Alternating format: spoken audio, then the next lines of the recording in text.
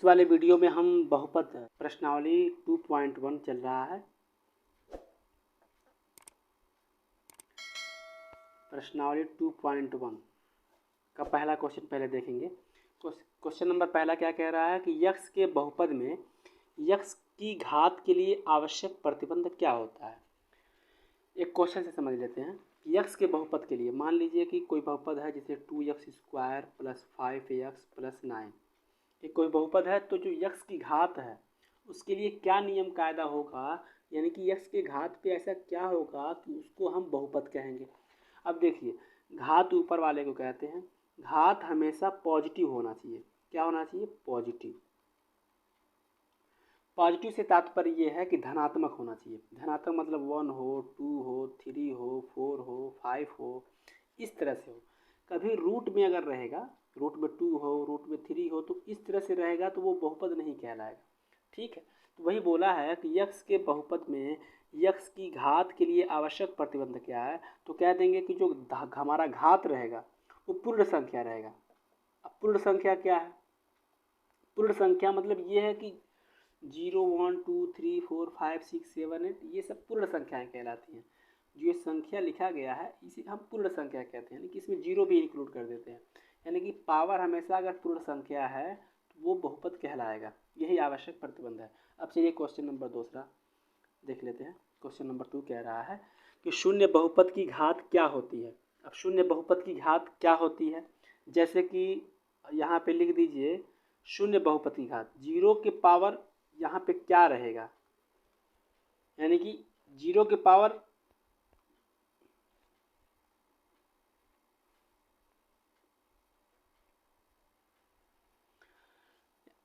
Power यहाँ पे क्या रहेगा, सॉरी, शून्य बहुपद की घात क्या होती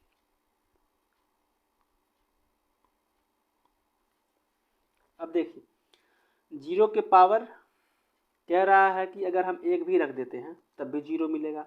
जीरो के पावर 2 रख देंगे तब भी जीरो मिलेगा। जीरो के पावर 3 रख देंगे तब भी।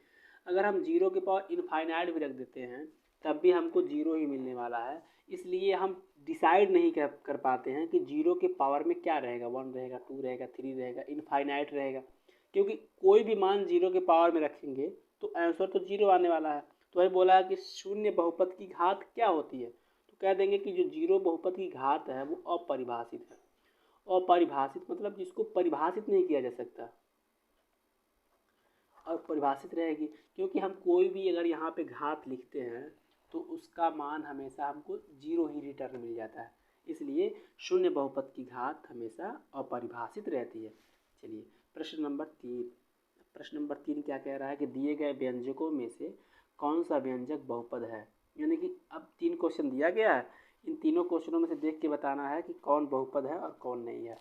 अब क्वेश्चन नंबर पहला क्या है, 2x - 1 कह रहा है कि बहुपद है कि नहीं। बहुपद पहचानने का सिंपल तरीका है कि जो चर वाले हैं x, y, z, a, b, c, d, उस पर रूट नहीं होना चाहिए, करड़ी नहीं होना चाहिए। अब देख रहे हैं कि यहाँ पे करड़ी आ गया है तो कह देंगे कि ये बहुपद नहीं है।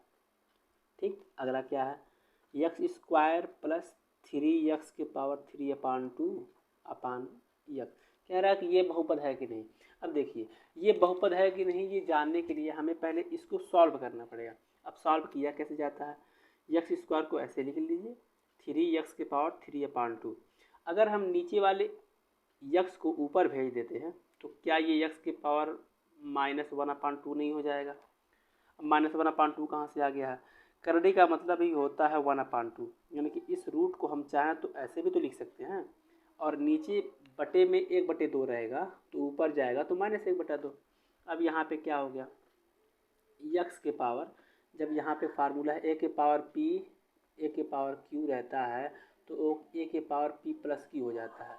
ये सूत्र है, यानी कि बेस यक्स बराबर है तो ऊपर दोनों को जोड़ लेंगे। अब 3/2 में जब हम जोड़ेंगे -1/2 तो देखिए क्या मिलता है, x² + 3x 3/2 ± -1/2। ठीक, x² + 3x के पावर 3/2 में से 1/2 घटाएंगे तो 2/2 मिलेगा, और 2/2 मतलब 1 होता है ना। x² + 3 x के पावर 1। अब देखिए क्वेश्चन किस तरह से घुमाया हुआ था कि क्वेश्चन में हमको रूट दिख रहा था, यानी कि अगर क्वेश्चन देख करके अगर हम तुक्काबाजी करेंगे तो ये बहुपद नहीं कहलाएगा। लेकिन जैसे ही इसको सॉल्व करेंगे ये क्वेश्चन इस फॉर्म में आ गया x² + 3x, और ये क्या कहलाता है, ये बहुपद कहलाता है, क्योंकि इसमें पावर ऋणात्मक नहीं है, रूट भी नहीं है, इसलिए ये बहुपद कहलाएगा। अब क्वेश्चन नंबर 3 क्या है, क्वेश्चन नंबर 3 है x-1/x+1। कह रहा है कि ये बहुपद है कि नहीं है। जब कभी अपान हो, बटा आ जाए, बटे में चर राशियां आ जाएं x, y, z, तो वो बहुपद नहीं कहलाती हैं। इसलिए द क्वेश्चन नंबर 3 कह देंगे कि वो पॉलिनोमियल नहीं है। क्वेश्चन नंबर 4 क्या है, क्वेश्चन नंबर 4, क्वेश्चन नंबर 4 कह रहा है कि निम्नलिखित में से कौन से व्यंजक बहुपद हैं, अपने उत्तर को बताइए। कह रहा है कि इसमें से x-2 है और x-4 है अपान x है। कह रहा है क्या ये बहुपद है कि नहीं है, अब इसको हमें बताना पड़ेगा। अब देखिए कैसे बताएंगे, तत्काल नहीं कर देंगे। सबसे पहले हम देखेंगे कि इसको क्या तोड़ा जा सकता है कि नहीं। इन दोनों को तोड़ दीजिए, यानी कि दोनों का मल्टीप्लाई करेंगे, x का x में मल्टीप्लाई करेंगे, x² - 4x - 2x + 16, यानी कि 4 दूनी 8 बटे x है। अब इसको तोड़ने के बाद क्या हमको बटे में चर राशियां नहीं दी गई, कभी भी बटे में x, y, z नहीं होना चाहिए था, यही प्रतिबंध है। अब यहाँ पे बटे में x दिख गया है, इसलिए कह देंगे कि ये बहुपद नहीं है। ठीक है। अब अगला प्रश्न क्या है, चौथे का जो अगला प्रश्न है 1/5x⁻² + 5x + 7। अब यहाँ पे कहा गया है कि जो x, y, z है, यानी कि जो चर राशियाँ हैं, इन लोगों को कहा जाता है ये चर राशि है। ठीक, चर राशियाँ कभी भी बटे में नहीं होना चाहिए। यहाँ पे भी बटे में है, लेकिन अगर आप सच में कुछ सोच पा रहे हैं तो हम चाहें तो नीचे वाले x⁻² को ऊपर भेज देंगे, और आपको भी पता है कि नीचे वाला -2 अगर ऊपर जाता है तो +2 हो जाता है, + 5x + 7। अब इसको देख करके हमको तो नहीं लग रहा है कि नीचे कोई चर राशि बची है। जो चर राशि नीचे था उसको ऊपर भेज दिया गया है, इसलिए क्या कहलाएगा ये, इसलिए ये बहुपद कहलाएगा। ठीक है। अब अगला प्रश्न, क्वेश्चन नंबर 5। क्वेश्चन नंबर 5 कह रहा है कि निम्नलिखित व्यंजकों में से कौन सा व्यंजक एक अथवा अधिक चरों में बहुपद है। अब एक चर वाला बहुपद है, दो चर वाला बहुपद है, इसके बारे में थोड़ा समझ लेते हैं। क्वेश्चन नंबर 5 में पहला ही क्वेश्चन है कि 5x⁻³ + 2y + 1। अब ये तो बहुपद है। ठीक है, पहले ये जानेंगे कि क्वेश्चन नंबर 5 में ये बहुपद है कि नहीं है। जब पावर बटे में आ जाए, पावर देख रहे हैं हम बटे में है, पावर यहाँ पे बटे में है, तो कह देंगे कि ये एक चर वाला बहुपद है या फिर दो चर वाला बहुपद है। ये तो हम बात तब न करेंगे जब ये बहुपद रहेगा। मतलब उस तरह से अगर ये पावर यहाँ पे ना होता, मान लीजिए कि 3/2 नहीं है, तो कह देते हैं कि ये दो चर वाला बहुपद है। दो चर कैसे है, क्योंकि पहला चर x है और दूसरा चर y है। लेकिन ये बहुपद के ही कैटेगरी में नहीं आएगा। क्यों, क्योंकि पावर हमेशा बटे में नहीं होना चाहिए, पावर हमेशा पूर्णांक होना चाहिए। पिछले वाले क्वेश्चन में आपको समझाया था कि पावर हमेशा पूर्ण संख्या होनी चाहिए, 1 2 3 4 0, लेकिन 3/2 तो पूर्ण संख्या नहीं है, इसलिए ये बहुपद नहीं है, पॉलिनोमियल नहीं है ये। ठीक है। अब इसी के कड़ी में जो अगला प्रश्न है हमारा x⁴ + 2y + 1। अब इसमें समझ लीजिए, अब ये दो चर वाला है, दो चर वाला। अब सवाल पैदा होता है कि ये दो चर वाला कैसे कह दिए हैं। अब देखिए x, y, z, a, b, c, d को चर कहते हैं। ये पहला चर हो गया और ये दूसरा चर हो गया। x और y को पहचान लीजिए, अलग अलग जितने भी अलग अलग लेटर्स हैं उतने चर वाला हो गया। जैसे क्वेश्चन नंबर 3 क्या है, x⁴ + x³ + x/x। अब क्वेश्चन नंबर 5 का जो तीसरा है, पूछा कि ये कितने चर वाला है। अब यहाँ पर एक x है, क्या x के अलावा भी कोई a, b, c, d में से है, तो कह देंगे नहीं है। अब ये नहीं कि 1x 2x 3x 4x वाला चर, नहीं, एक x आ गया है तो ये सभी को आपस में काउंट कर लेगा। हमें ये देखना है कि x के अलावा कोई और अक्षर y, z, a, b, c, d तो नहीं है, और नहीं रहेगा तो कह देंगे कि ये एक चर वाला है। हमें उम्मीद है कि आपको समझ में आ रहा होगा, एक चर वाला है ये। ठीक है। क्वेश्चन नंबर 4 क्या है, रूट में y⁴ + y² + 3। अब बोला कि ये कितने चर वाला है। अब बच्चे यहाँ पे कंफ्यूज होकर कह देंगे कि ये भी एक चर वाला है, लेकिन एक चर वाला रहेगा तब ना जब ये बहुपद कहलाएगा, क्योंकि ये बहुपद ही नहीं है, पॉलिनोमियल नहीं है ये। क्यों नहीं है? क्योंकि जो चर पद है y है उस पर करड़ी आ गया है, रूट आ गया, इसके लिए ये बहुपद नहीं कहलाएगा, पॉलिनोमियल नहीं कहलाएगा। ठीक, चलिए क्वेश्चन नंबर 4, क्वेश्चन नंबर 5 हो गया। अब अगले क्वेश्चन की तरफ बढ़ेंगे। अब क्वेश्चन नंबर हमारा है क्वेश्चन नंबर 6। ठीक, क्वेश्चन नंबर 6 क्या कह रहा है? क्वेश्चन नंबर 6 कह रहा है कि निम्नलिखित बहुपदों में एक्स स्क्वायर का गुणांक पता करना है। ठीक, अब देखिए पहला प्रश्न x-4 और x-4। आपको पता है गुणांक का मतलब क्या होता है? गुणांक का मतलब होता है बगल वाला। ठीक है, अब जिसका गुणांक पूछेगा उसके बगल में जो अक्षर लिखे रहेंगे 1 2 3 1/2 3/4 जो कुछ भी रहेंगे वही उसका गुणांक कहलाता है। ठीक, अब इस क्वेश्चन को देख करके तो ऐसा लग रहा होगा कि इसमें एक्स स्क्वायर ही नहीं है, तो एक्स स्क्वायर के बगल वाला कहाँ से खोजेंगे? ऐसा नहीं है। जब आप प्रश्नों को लगाएंगे, जब इन दोनों का आपस में मल्टीप्लाई करेंगे तो एक्स का एक्स में गुणा करेंगे, एक्स स्क्वायर -4x प्लस 16 होगा, आपस में गुणा करेंगे, एक्स स्क्वायर -8x प्लस 16। अब यहाँ पे एक्स स्क्वायर का गुणांक, एक्स स्क्वायर के बगल में क्या है? एक्स स्क्वायर के बगल में 1 है, तो कह देंगे एक्स स्क्वायर का गुणांक है जो है 1 है। ये हमारा आंसर हो जाएगा। यहाँ पे हिंदी में लिख देंगे एक्स स्क्वायर का गुणांक बराबर 1। अगला क्या है? 1 minus x square -x³ plus 2x⁻7। अब इसमें एक्स स्क्वायर का गुणांक कितना है? एक्स स्क्वायर के बगल में क्या है? माइनस है, लेकिन एक्स स्क्वायर के बगल में माइनस नहीं है, बस -1 है, तो कह देंगे कि एक्स स्क्वायर का गुणांक कितना है? -1। ठीक, अब इसमें x प्लस 4 x प्लस 4 यानी कि 4।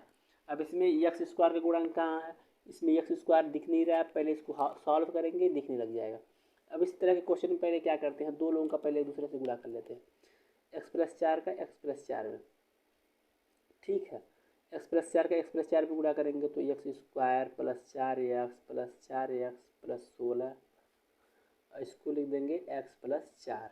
ठीक, अब उसके बाद क्या करेंगे, इन दोनों का मल्टीप्लाई करेंगे, x का एक्स स्क्वायर में करेंगे तो x³ प्लस x का मतलब इस x का बाकी सब में करना है, 4x स्क्वायर इसमें करेंगे, फिर x का इसमें करेंगे तो फिर 4x स्क्वायर, फिर x का 16 में 16x प्लस 4 का सब में 4x स्क्वायर प्लस 4 चौको 16x प्लस 4 चौको 16x प्लस 16 चौको 64। ठीक, आइए सबको जोड़ लेते हैं, x³ को जोड़ेंगे, एक्स स्क्वायर के साथ जुड़ेगा, एक्स स्क्वायर ये है, ठीक है, ये है भी एक्स स्क्वायर यहाँ पर भी है। ठीक, अब कुछ नहीं ना है, नहीं है, ठीक है, 16 ठीक, एक्स स्क्वायर 4x स्क्वायर फिर 4x स्क्वायर, कितने x square? 4 4 8 4 12x square plus 16x 32x, sorry 16x 48x plus 64। अब इसको सॉल्व नहीं करना है, इसमें पूछा है कि एक्स स्क्वायर का गुणांक कितना होगा, तो कह देंगे एक्स स्क्वायर का गुणांक होगा 12। ठीक, क्वेश्चन नंबर 6 में का जो तीसरा है उसका गुणांक कितना हो जाएगा? 12 हो जाएगा, 12 हो जाएगा। और इसी तरह से क्वेश्चन नंबर तीसरे का जो चौथा है उसको भी आपस में एक दूसरे से गुणा कर देंगे। अब कैसे करेंगे देखिए, यहाँ पे 2x -5 2x square -3x plus 1। अब इसको सॉल्व करेंगे और एक्स स्क्वायर का गुणांक, अब यहाँ पे क्वेश्चन में देख करके अगर आप एक्स स्क्वायर का गुणांक 2 लिख देंगे फिर पूरा गलत हो जाएगा। सबसे पहले हमें इस प्रश्न को सॉल्व करना पड़ेगा। आइए इस 2x का मल्टीप्लाई सब में कर देते हैं, 2x का 2x में करेंगे, 2 दूनी 4x⁻3 minus 2 3 6x square plus 2x minus 5 का जब गुणा करेंगे सब में तो 5 दूनी 10 x square plus 15x minus 5, plus minus का ध्यान रखा गया है, 4x⁻3 6x square 10x square 16x square plus 15 2 17x minus 5। अब इस क्वेश्चन को, अब ये क्वेश्चन असली नहीं था, इसको जब सॉल्व करेंगे फिर इस रूप में आ जाएगा। अब एक्स स्क्वायर का गुणांक पूछेगा तो कह देंगे कि -16। ठीक है। अब अगला प्रश्न क्या है, कह रहा है कि 3x square plus 2x 3x square plus 2x -4 और एक्स स्क्वायर -3x -2। ठीक है। अब इस क्वेश्चन में बताना है कि एक्स स्क्वायर का गुणांक कितना है। क्या करेंगे, एक दूसरे से मल्टीप्लाई कर देंगे, गुणा कर देंगे। ठीक, अब करेंगे काफ़ी लंबा जाएगा। इसका गुणा कर रहे हैं 3x का सब में, 3x का इन सब में कर रहे हैं तो हो जाएगा, देखते रहिएगा ध्यान से, 3x के पावर 4 -3 3 का 9x के पावर 3 -6x स्क्वायर। अब इसका कर रहे हैं प्लस 2x के पावर 3 -6x स्क्वायर -4x। अब इसका कर रहे हैं -4x square plus 12x plus 8। ठीक, माइनस माइनस का ध्यान रखा गया है। अब इस क्वेश्चन में देखिए, जो एक जैसे हैं, जैसे कि जिनका घात एक जैसा है उनको एक साथ जोड़ लेते हैं, जिनका घात एक जैसा नहीं है उनको अलग अलग जोड़ लेते हैं। ठीक है। एक्स के पावर 4 जैसा कोई है, नहीं है, लिख देंगे। एक्स के पावर 3 जैसा कोई है, हाँ है, कहाँ है, यहाँ है। 9x³ 2x³, 9 में से 2 जाएगा 7x³।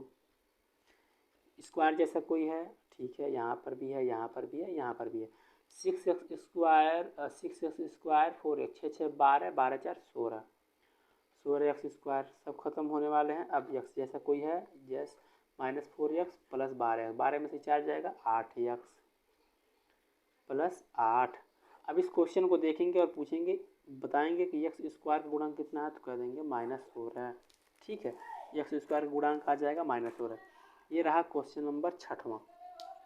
अब क्वेश्चन नंबर 6वां लगाने के बाद जो क्वेश्चन नंबर हमारा 7 है, क्वेश्चन नंबर 7 कह रहा है कि x + 3 के होल क्यूब को विस्तार कीजिए, यानी कि इसके फार्मूले को तोड़िए और एक्स स्क्वायर के गुणांकों को बताइए कि एक्स स्क्वायर का गुणांक कितना आएगा। ठीक, आइए देख लेते हैं। a + b का होल क्यूब का फार्मूला कहता है a³ + b³ + 3ab कोष्टक में a + b, यही फार्मूला कहता है। x³ 3 3 का 9 3 का 27 प्लस 3 3 का 9x। ठीक है, और कोष्टक में x + 3। आइए इस कोष्टकों को तोड़ देते हैं। x³ + 27 प्लस 9x का x में गुणा करेंगे तो 9x स्क्वायर प्लस 3 9 27x। अब इसमें क्या देखना है कि एक्स स्क्वायर का गुणांक, एक्स स्क्वायर का क्या देखना है, एक्स स्क्वायर का गुणांक है। गुणांक का मतलब क्या होता है, बगल वाला। अब देखेंगे कि एक्स स्क्वायर के बगल में कौन बैठा है तो कह देंगे 9, इसलिए आंसर हो जाएगा एक्स स्क्वायर का गुणांक 9। ठीक, ये रहा क्वेश्चन नंबर 7। अब चलिए बढ़ते हैं क्वेश्चन नंबर 8 की तरफ। अब क्वेश्चन नंबर 8 क्या है, क्वेश्चन नंबर 8 कह रहा है कि निम्नलिखित बहुपदों की घात ज्ञात कीजिए। अब घात ज्ञात करना है, जैसे करड़ी में 5 का 1 - x square - x³ plus 2x के पावर 7 का x - 1x प्लस 1 का 4x के पावर 4 प्लस 0.3x³ प्लस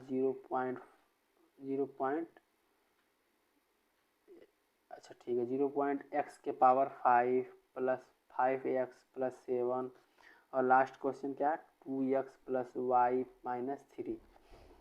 सबका क्या ज्ञात करना है, हमें घात ज्ञात करना है। ठीक, अब देखिए क्वेश्चन नंबर 8 में इतने क्वेश्चन दिए गए हैं जिसमें बहुपदों की घात ज्ञात करनी है। अब करड़ी में 5 में बहुपद की घात ज्ञात करना है।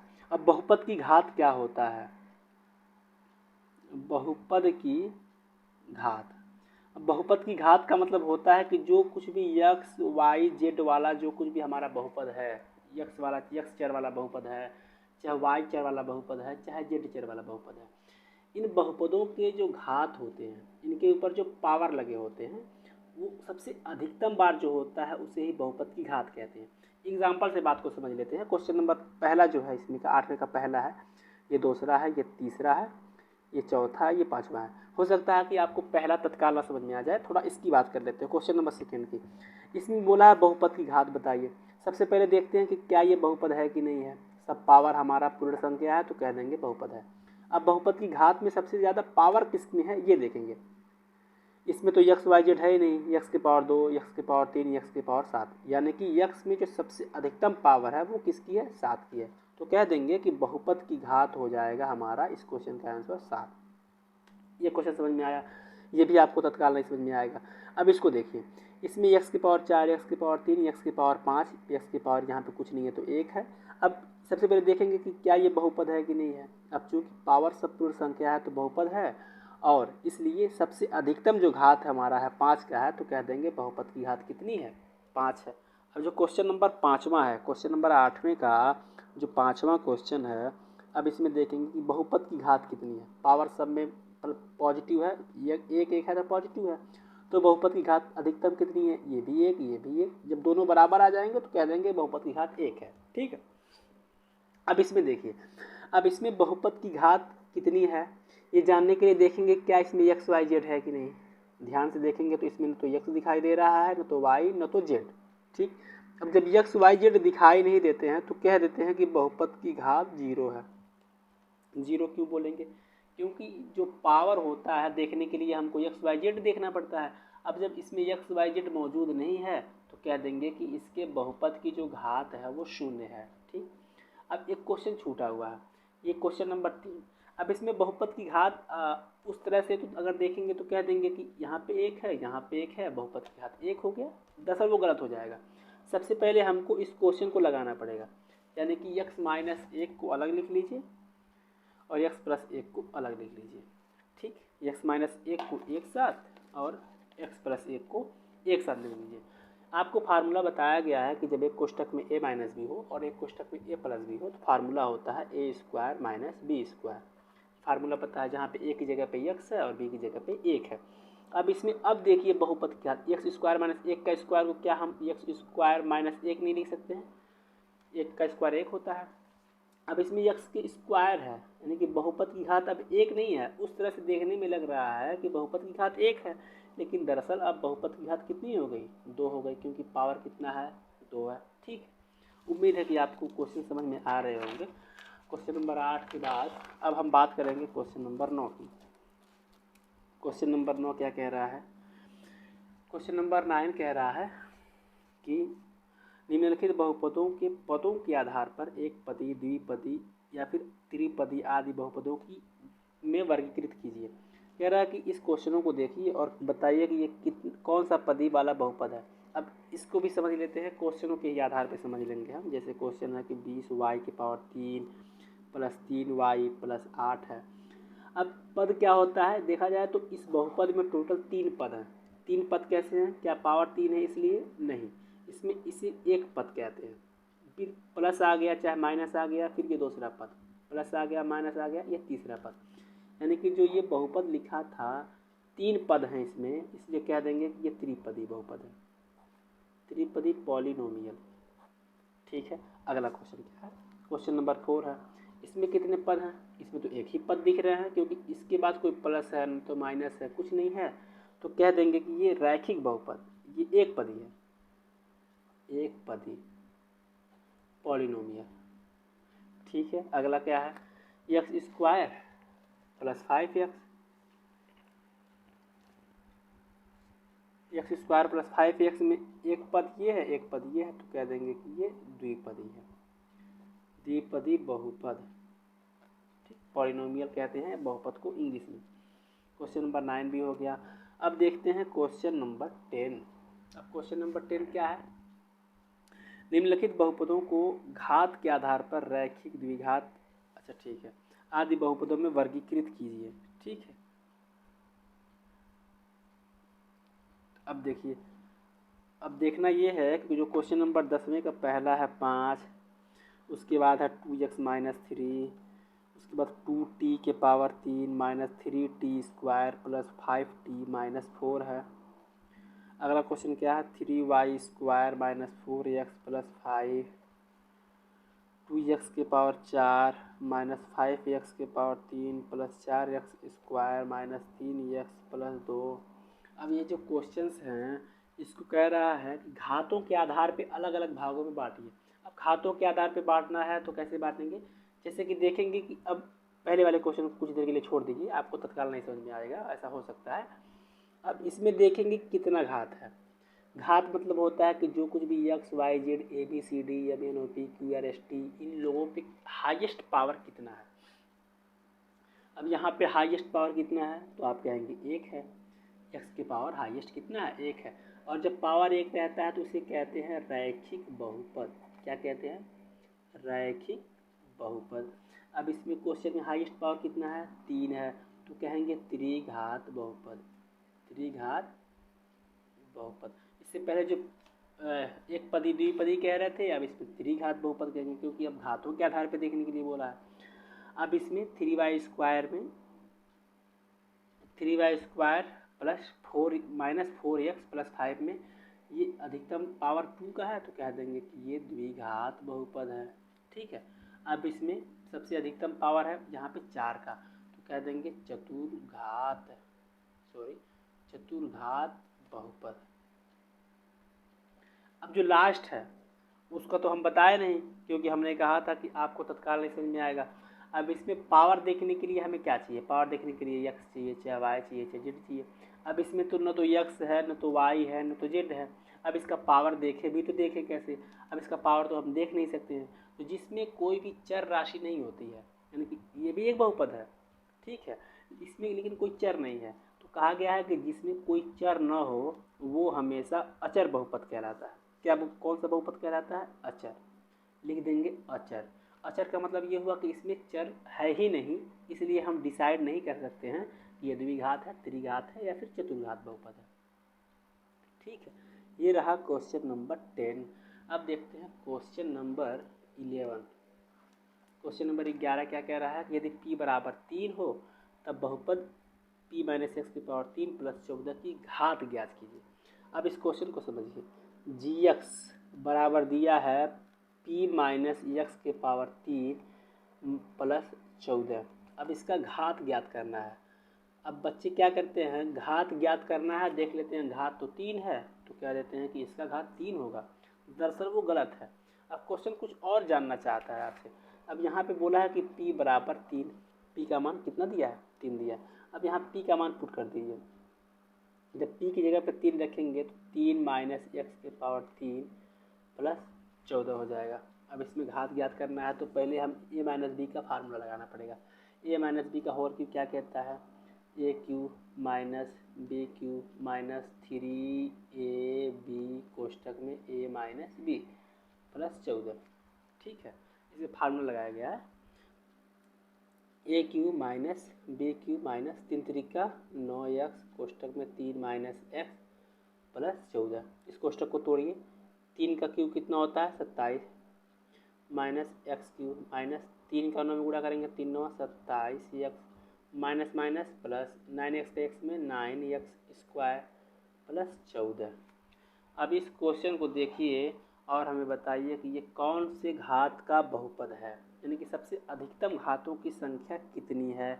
तो आप कहेंगे 2 है, गलत है, 1 है, गलत है।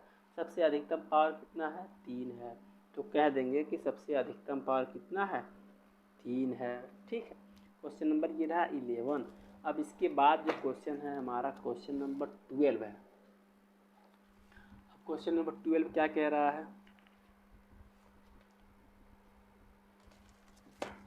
देखिए क्वेश्चन नंबर 12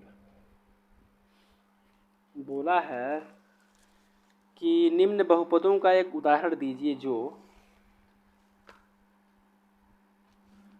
निम्न बहुपदों का उदाहरण दीजिए जो एक घात एक का एक पदी हो, यानी कि एक ऐसा उदाहरण देना है जो एक पदी हो और घात कितना हो 1 हो। ठीक, क्या करेंगे, लिख देंगे कि 2x। इसका मतलब क्या हुआ, अब बताइए कि क्या इसमें घातों की संख्या बोला था 1 हो, घात कितना हो 1 हो। बताइए इसमें घात 1 है कि नहीं, एक पदी का मतलब होता है उसमें पदों की संख्या एक हो। ये 2x + 5, इसमें भी घात एक है, लेकिन अब पदों की संख्या कितनी हो गई, 2 हो गई। क्या केवल एक ही एग्जाम्पल है, नहीं। आप मन करें तो 2t लिख दीजिए, 2k लिख दीजिए, 10m लिख दीजिए। ये सब क्या है, ये एक घात वाला एक पदी बहुपद है। ठीक हो गया ये। क्वेश्चन नंबर 2 क्या कह रहा है, घात 22 का द्विपदी हो। एक ऐसा बहुपद बनाइए जिसमें घात 22 हो, जैसे x⁻22 + 10x। बोला है 22 की घात हो और द्विपदी हो। द्विपदी मतलब होता है ये कितना पदी है, द्विपदी। द्विपदी क्यों है, क्योंकि पदों की संख्या एक ये है एक ये है, घात भी 22 हो गई। आप इससे हट करके भी कई एग्जाम्पल लिख सकते हैं अपने मन से। कह रहा घात 5 का त्रिपदी हो। घात कितना हो, 5 का त्रिपदी हो, पहला पद दूसरा पद तीसरा पद, और अधिकतम घात कितना है, 5 है। ये भी समझ में आ गया होगा। अब चलिए क्वेश्चन नंबर 13 की तरफ बढ़ते हैं। Question number 13। क्वेश्चन नंबर 13 क्या कह रहा है कि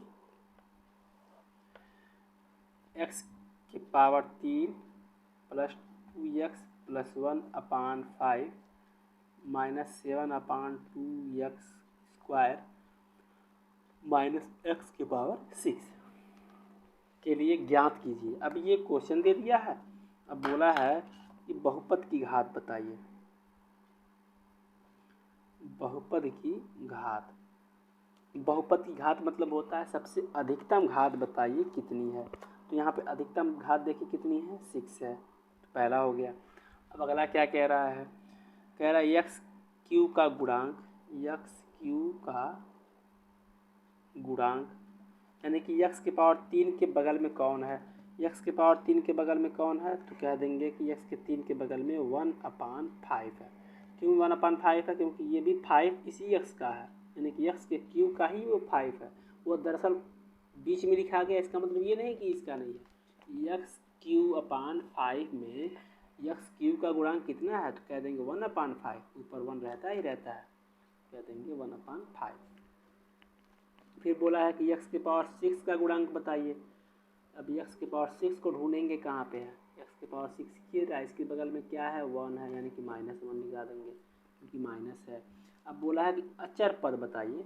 अचर पद मतलब ये होता है कि जिसमें x y z जुड़े हुए न हो।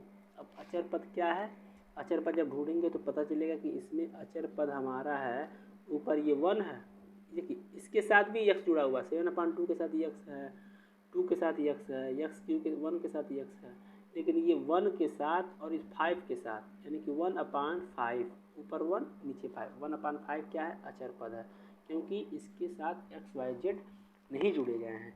और ये हमारे प्रश्नावली 2.1 का सबसे अंतिम प्रश्न है। इस वीडियो में केवल हम 2.1 के ही क्वेश्चनों को लगाएंगे, और जब अगले वाले वीडियो में हम मिलेंगे तो उस वाले वीडियो में हम प्रश्नावली 2.2 के तमाम क्वेश्चनों को लगाने का प्रयास करेंगे। बहुत बहुत धन्यवाद आपका, शुक्रिया।